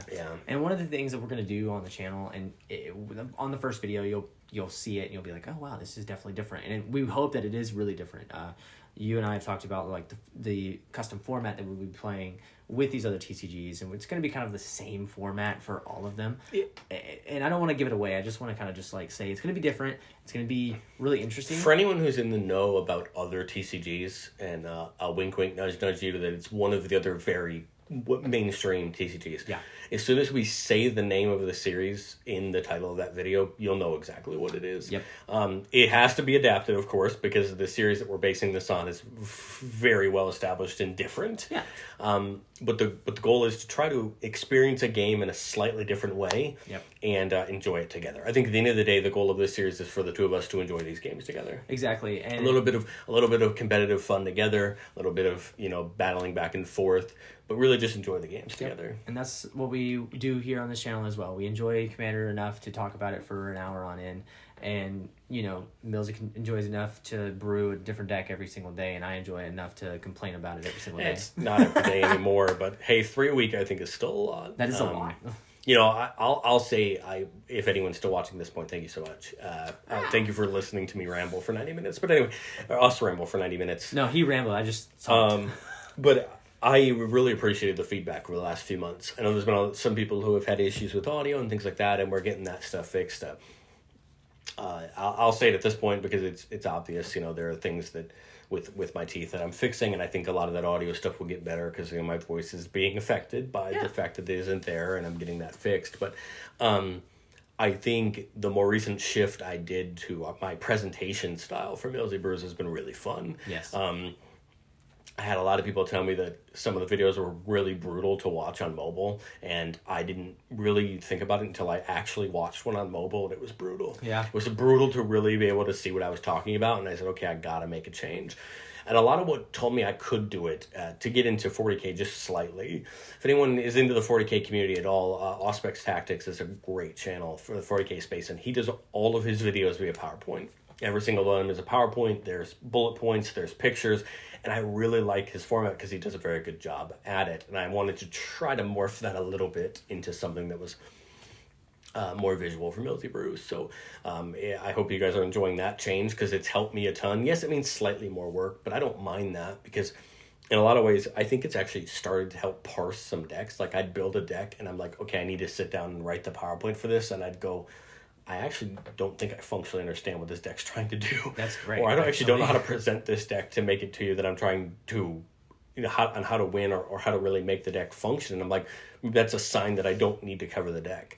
And I've scrapped a few decks that way. And I think that's perfectly fine. That's probably better than me releasing it going, Because I think no one wants to watch that. I wouldn't want to watch that at the end of the day. I've very much enjoyed brewing for the channel. That was my way of trying to keep this idea of this channel alive in the time that you were gone. Yeah. I knew eventually you'd come back. I knew eventually you'd be back. He knew it. And I wanted, in all reality, the channel to be here when you got back, but maybe have more of a community when you got back. I think he definitely built that community. And I don't think our community is large by any means, but it is. It's larger than I thought it would be a year ago. It's cool to see that in a year we built it. We're almost to being monetized. And a lot of people have odd stigmas around being monetized. But at the end of the day, any money that goes into the channel is just going to go into making the channel better for a long time. That's all we want to care about, is just bringing you great content. content. I made a community post this week, if anyone saw it, and again, if you're listening this far, you probably did see it, but talking about the fact that by the start of May, channel memberships are going to be a thing on the channel, and that's just a way for us to start again making some money that we can put back into the channel. I've said it before, we've said it before, we'll continue to say it. No regular content will ever be locked behind a paywall. The only thing that I'm offering for channel memberships is just one exclusive live stream a month. And that could be me working on some decks maybe for the channel. That could be me working on my personal decks, playing Arena, whatever.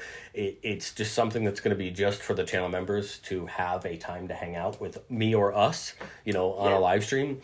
And it's never going to be content that I ever wouldn't put on the channel.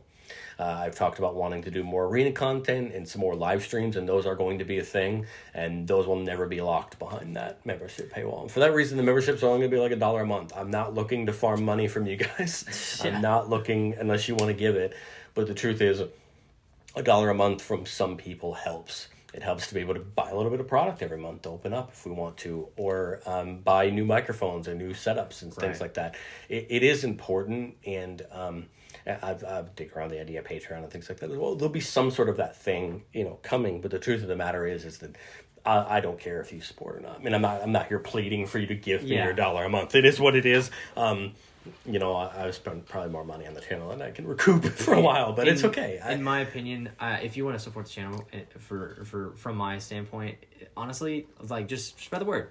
Like getting our name out there is probably better than you like spending like $100 on two weird guys up here. Scrubby bubbles. Yeah, exactly. So I think the coolest thing for me over the last couple months, and the thing that I've learned the most, if you want to get a little bit of a kind of a view behind the curtain, is that those like the pre-cons, like the Fallout pre-cons, and like the pre-con that I've now lovingly officially behind the scenes called Hell Week, the week where I release 4 upgrades videos and 4 brew videos. It's Hell Week because it's a lot more work than I normally do. Has actually driven us a lot of traffic. Yeah. I mean, right now the Fallout pre-con videos are like our most viewed videos the last few months.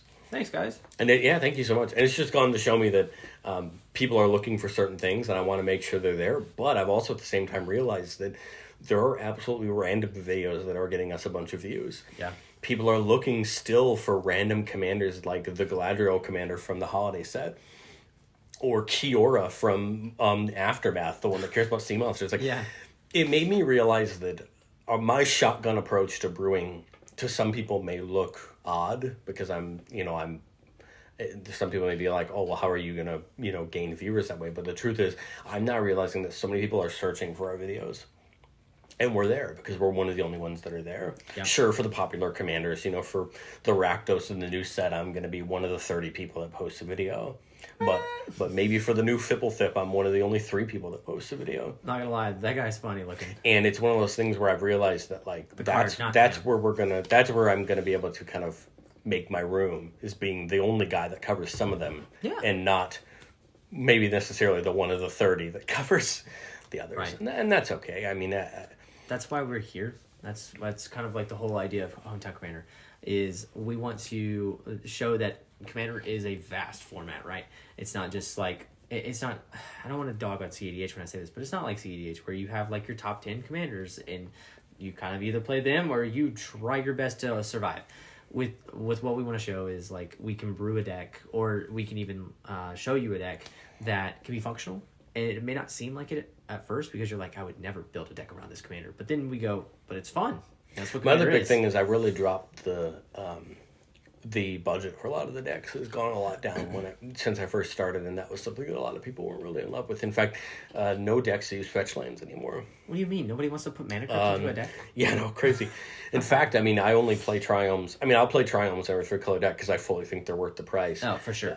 But I've been really trying to find a mana base that I think works, and in fact, in my more recent decks that I built, both Caesar and Morska, I'm putting that Millsy Brews style land base idea that I tried into effect. I'm actually trying these mana bases, and they're actually working.